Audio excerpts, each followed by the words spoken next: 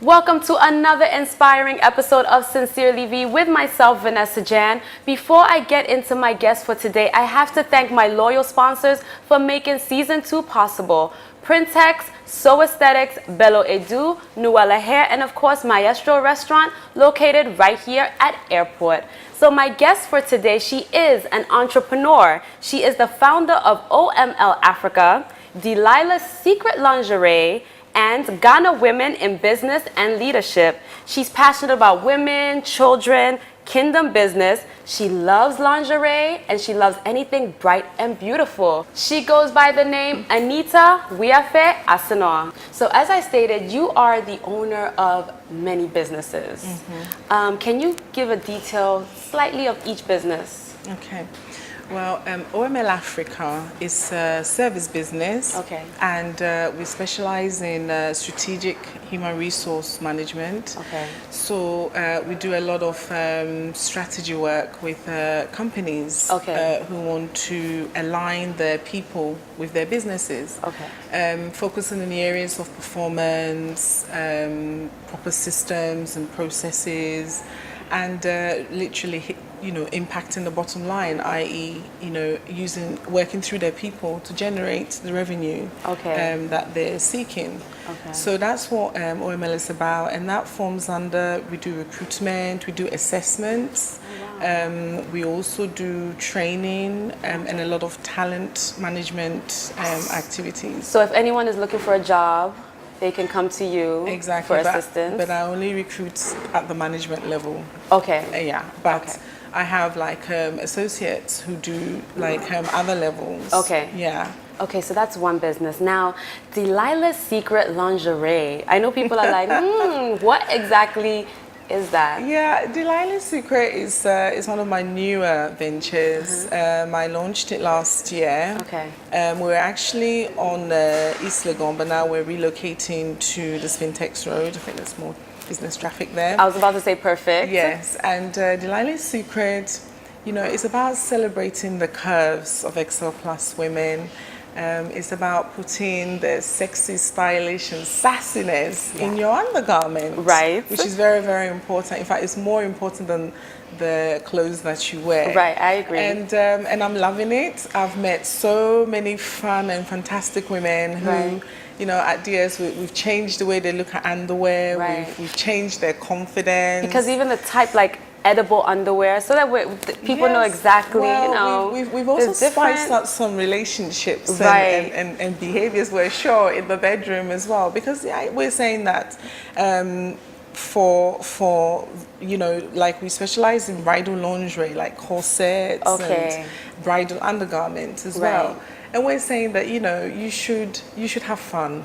When you get married, it's your legal license to be free. It's true. And in our environment, we come across, and I'm saying come across because that's how we put it. We come across as we're conservative, but people have fun. So we have fun things like edible lingerie, lingerie that you can eat, from panties to bras to nipple tassels to all kinds of fun stuff. And the idea is to have fun. In a relationship, you should be able to have be friends and have fun. Friends, lovers. Exactly. And some of these things just help to keep the spice and fun up. And it's going well because the women come back, although I tell them I don't want details, to tell me, oh, that was a lot of fun. And, oh, my husband thought, oh my gosh, I'm reminded of the young woman that I met a few years ago, and all this kind of thing. So it's having fun with your lingerie and looking and feeling good in your lingerie. So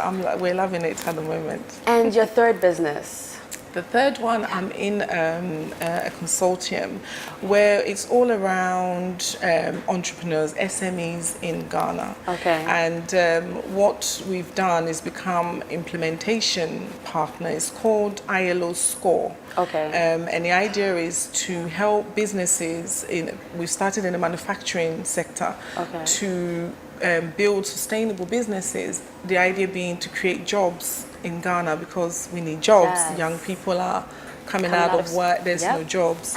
And the reason why it's manufacturing is because usually that sector can create a lot of jobs. Right. So it's supporting Ghanaian SMEs to do this. And recently I was in Bangkok, and one of the focus is to get a lot of women-owned enterprises to participate in the program. So I'm very passionate about it in a big way, because women play a very key role in the whole economic spectrum when it comes to businesses.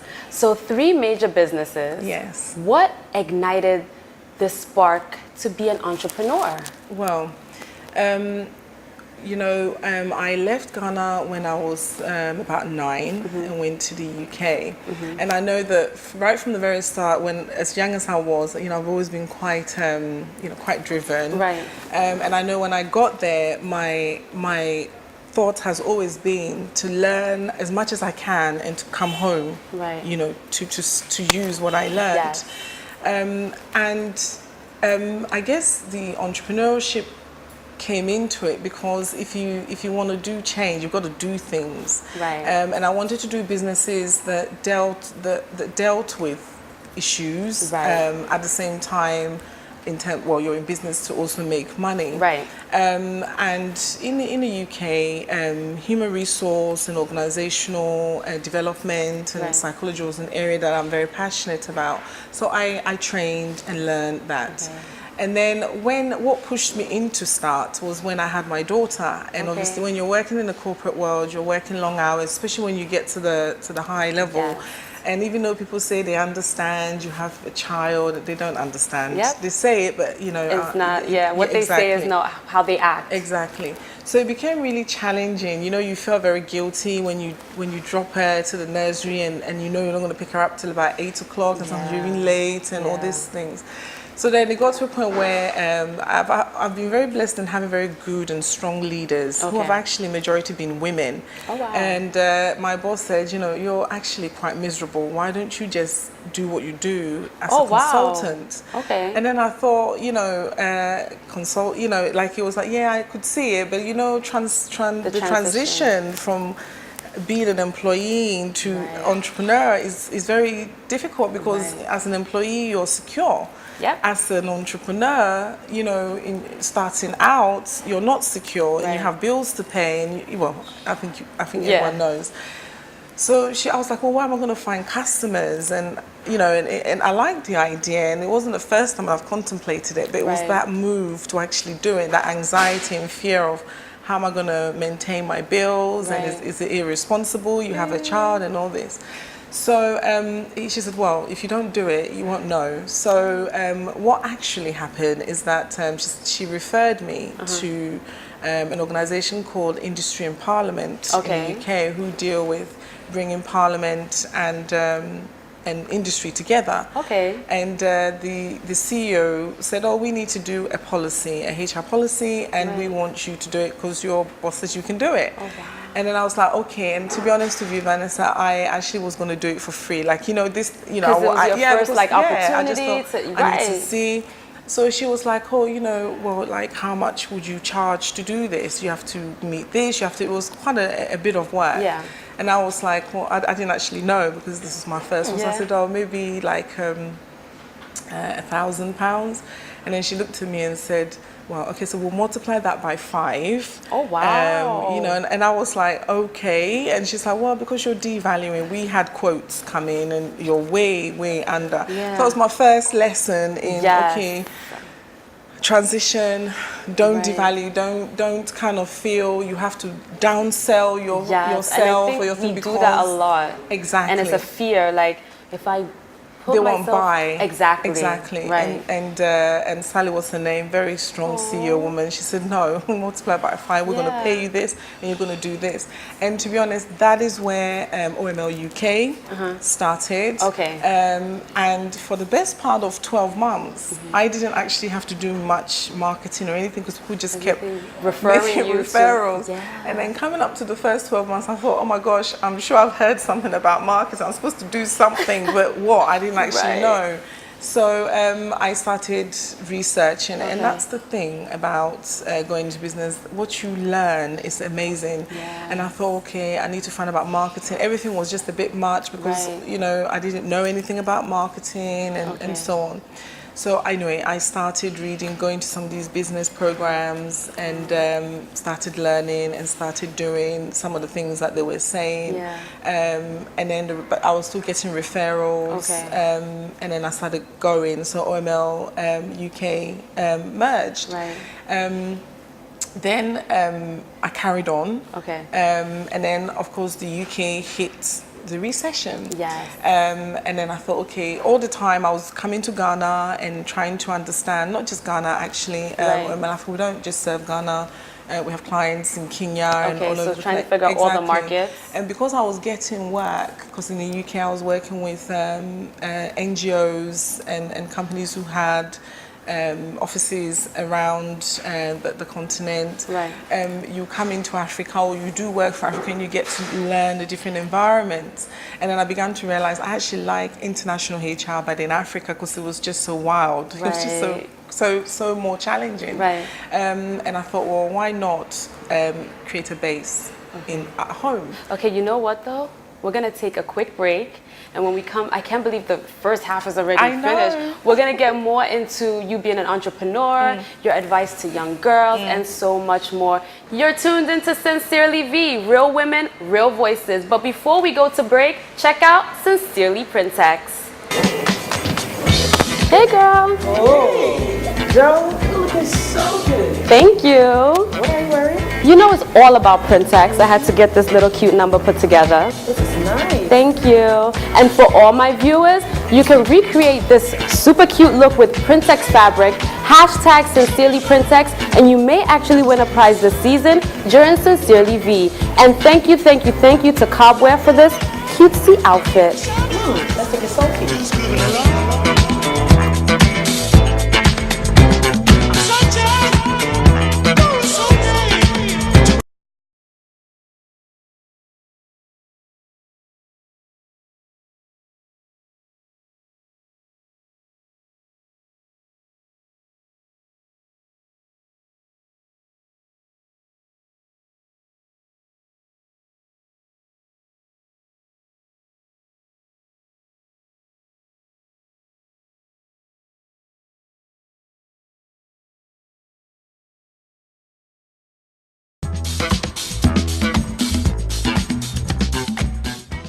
Welcome back to Sincerely V, Real Women, Real Voices. I am Vanessa Jan, and before we went to break, I was talking to Anita about all her businesses, from the UK, transitioning. Now you're in Ghana, and I have to know, how are you able to get a team together to help your businesses be successful? Okay, well, in coming to Ghana, it wasn't easy. And before getting a team together, a lot of the I had to do a lot of the work myself. With my husband, and that wasn't easy. So by this I mean learning to build a website, learning about social media, learning how to do e-marketing, learning how, you had to, because of the fact that you'd come into an environment and it's quite expensive to run a business in Ghana. So in the initial stages, we had to do quite a lot of the things ourselves. And then also there's kind of like a period that you kind of serve. I say it's like your period of jail sentence, whilst people get to know you and, you know, trust in what you're offering and so on, which is quite difficult, but it's a process I think you know everybody goes through. And then from then, I began to build associate people who worked with me on projects. Okay. Because OML is a consultancy, you don't really kind of at a senior level keep people on as employees because you couldn't really manage it, because consulting, you know, it goes up and down in terms of your clients and revenues. Right. And at the beginning, I didn't start with like my outsourcing services, so you were kind of doing more project-based and so on. Got it. So that model has worked well. And then came bringing in your operational staff. And that proved a bit of a challenge, because one quickly realized that a lot of the skill sets that one needed wasn't there. So you have to take a decision that you're going to take the people on and train them to the level that you want them to be at. And that's easier said than done. I'm sure a lot of people listening who will say, yeah, it's easier said than done. But that's the bottom line. We are suffering from a skill set and a talent gap in Ghana. And as an enterprise or a company will say, you do have to do that extra mile of training. So having done that, you know, you've had good talent and some you haven't had, and you've had to let go and so on. But generally, you know, I've been, working on, as I've been saying, building my A team. Okay. And it's an ongoing process. It's a continuous thing. But I have a good team now, and you know, it's very good. We're 5 years in July in Ghana. Congratulations. Exactly. And I think now, you know, our clients and potential clients know that they can trust, you know, to get the results that they want. So the team have you know, you can't do anything without the help of your team or your family or your friends. And when you get there, you have to acknowledge the fact that people contributed for you to be where you are. So yes. Okay, so previously you spoke of being an entrepreneur is not an 8 to 5. No. You also have a family. Exactly. How many, because I want, you know, the young girls that are watching, looking up to you to know, when you're an entrepreneur, it's like a 24-hour job. It is. Yes. It is, but you've got to discipline yourself. You know, you have to manage your time, and you literally have to put things in blocks, because, like you say, you know, with me, you know, I have a husband, I have a child. I have friends, I have a sister, I have a mom. Everybody wants a piece of you. So you've got to manage your time. You've got to have me time. You've got to, and you know, when we say we don't have time, what we mean is we're not making time. You've got to make time. I agree. And sometimes it means being really, really a bit selfish with your time. Sometimes you feel bad, but you can't be there for everybody, and you can't do everything. The main focus is that you need to do things that make you happy and help you achieve what you want to do, and cut out the things that don't. That's just the reality of it. So I will say to the young ladies out there who are now beginning or about to begin that it's not easy, but I think we should move away from keep emphasizing the fact that it's not easy. You need to think about, how am I going to manage my time? Because some people are working and then they're trying to start their something. business. Exactly. So for me, that's what happened until my boss said, you know, you should just go and do it. Luckily for you, though, at least your boss saw that you were unhappy at that moment, and she knew that there was more to you than what you were doing at the moment. Exactly. But I was finishing work, and we'll make sure that my daughter, when she went to sleep and everybody was fed and okay, I would work in the night. That's what I was doing for a long time. So you go to bed late, then you have to wake up early in the morning and so on. But that's just part of the start, okay? Then eventually it gets easier. Like in Ghana now, you know, you still wake up early, but here you've put in support functions to help you do. But the point I want to make is, it's not that you need to find a strategy. So if you're working now, okay, what time do I finish? I finish at 5. I'm going to come home, I'm going to rest, get everything sorted, then maybe from 7 till 10, I'm going to work on my business. You know, I'm going to go to bed, plan, and be disciplined with it. You know, and where you can get in help, take the help. But sometimes we don't have the help. But it shouldn't be because it's hard, you're not starting, you're not doing it. That's not good enough reason. You just need to find the style that works. And you can do small things. So maybe you start off with every evening between 7 and 10, I'm going to write my business plan. Okay. You know, and you have to set targets. By the end of October the 30th, I have to have written the first part of my business plan about my business. Okay. By the end of November, I must have done my marketing plan. You have to set goals and then discipline yourself. And I always say it's good to have a mentor or a buddy. Someone that holds you accountable to say, you know, Vanessa, you did say end of can I see, did you do it? And check on you. But you also have to have that self-discipline. If you don't set goals, you don't really get a lot of things done. You should keep pushing it back or things keep interfering. Set a goal. Before you start any business, you need a plan. Write the plan. Then you move to the next executing stage. each one. Check, check, check, check, check. Okay, what have been some of your failures? Because you know, some people think it's all good and everything is perfect because they see everything from the outside. But there's more. That there's the lows and where you have to pick yourself up. So what have been some of your failures? Okay, well, first of all, in coming to Ghana, I would say that I hadn't probably.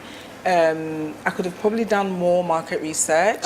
My lack of doing that cost me a lot of money and a lot of, you know, misery. And I would say that the business plan that I came in is not probably the business plan that I have penned. I had to cut off a lot of things because it just wasn't. It just failed. You know. But for me, I don't even like using the word failure because it just sounds so miserable. Negative. But actually, it just didn't work, and that's just the way it is. I think if you harp so much on things that don't work, it stifles you to move forward. I saw it as a learning curve. Next time, do deeper marketing. It's happened. Can't change it. Need to move on. It's not easy, but I also don't see what you get from beating yourself up about it because this business idea didn't work or this decision you took didn't work out. Well, it didn't work out. So I always try and say to people, it didn't work out. What did we learn from it? I learned next time, be a bit more diligent. I also had to learn when people letting you down.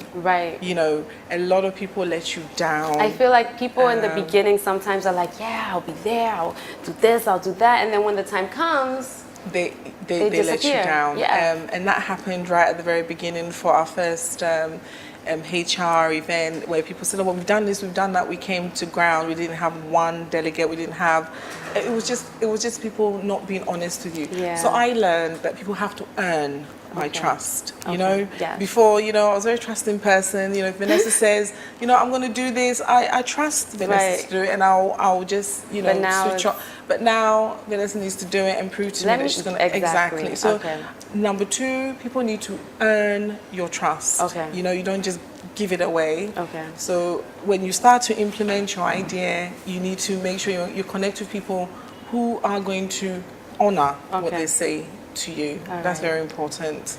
And then some of the other failures. One more, and then we're gonna take a quick break. But so aside from people letting you down, then comes the issues of kind of you being very enthusiastic about your approach and it failing. So, you know, in my head, this is going to work, Ghana's going to love it, my clients are just going to love this service, and it just flopped. Nobody bought, you know? And then you feel, okay, what went wrong? What went wrong is that sometimes I realized it was a good idea, but Ghana's not ready for it. Your customers are not ready for it, and that's just what it was.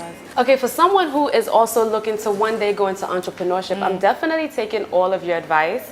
I think all the young girls, make sure you are paying attention to Anita, and when we get back, there's more. So don't go anywhere. You're tuned into Sincerely V, real women, real voices.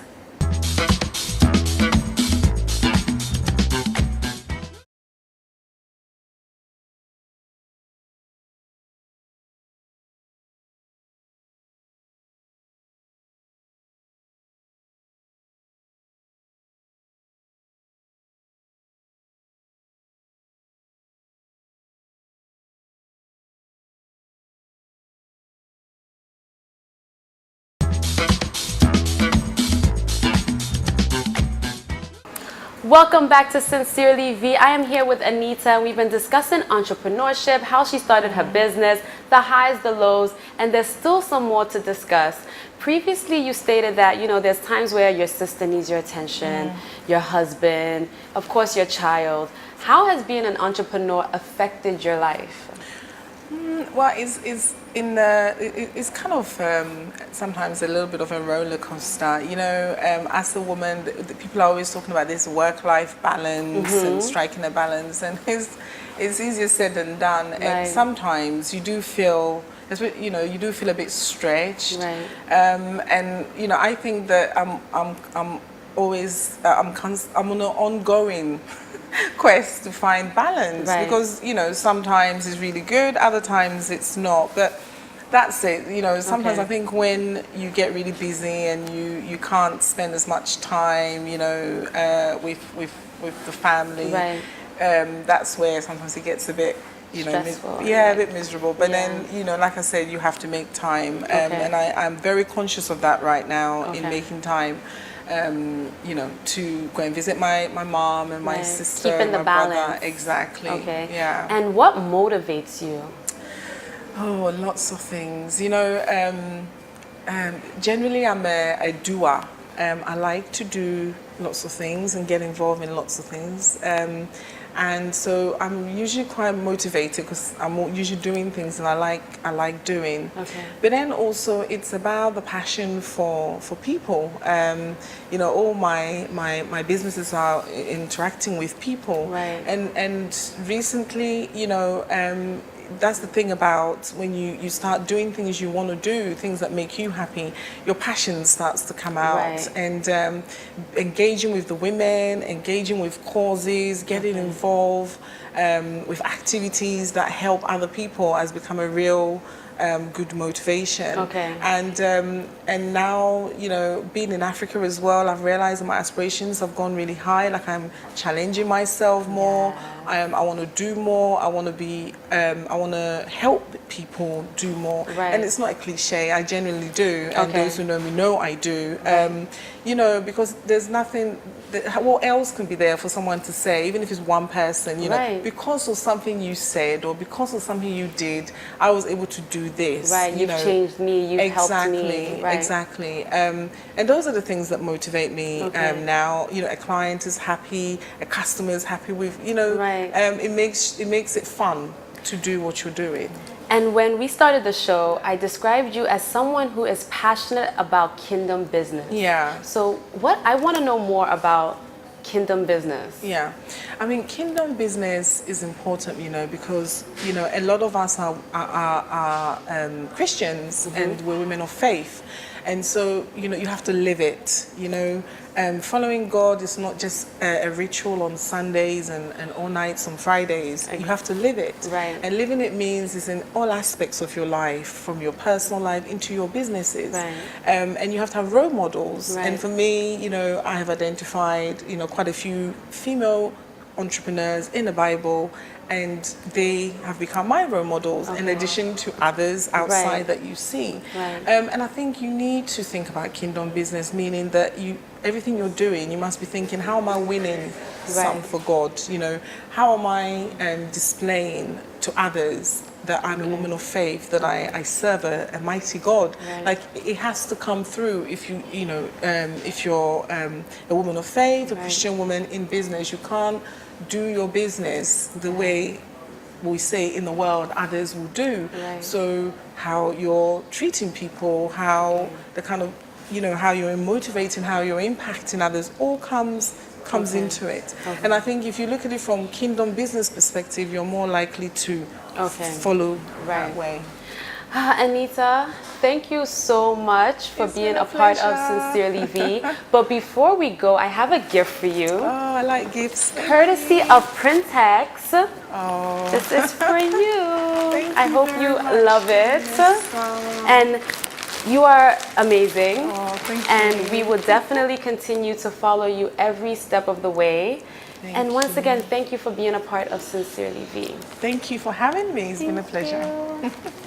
Thank you once again to Anita Wiafe Asinor. You guys, I will update you more on her, of course, on all my social media accounts at Vanessa_Jan. Once again, thank you for tuning in. My sponsors, without you, I would not be possible. From Printex, Maestro, Bello Edu, Noella Hair, and of course, So Aesthetics. Sincerely V, real women, real voices.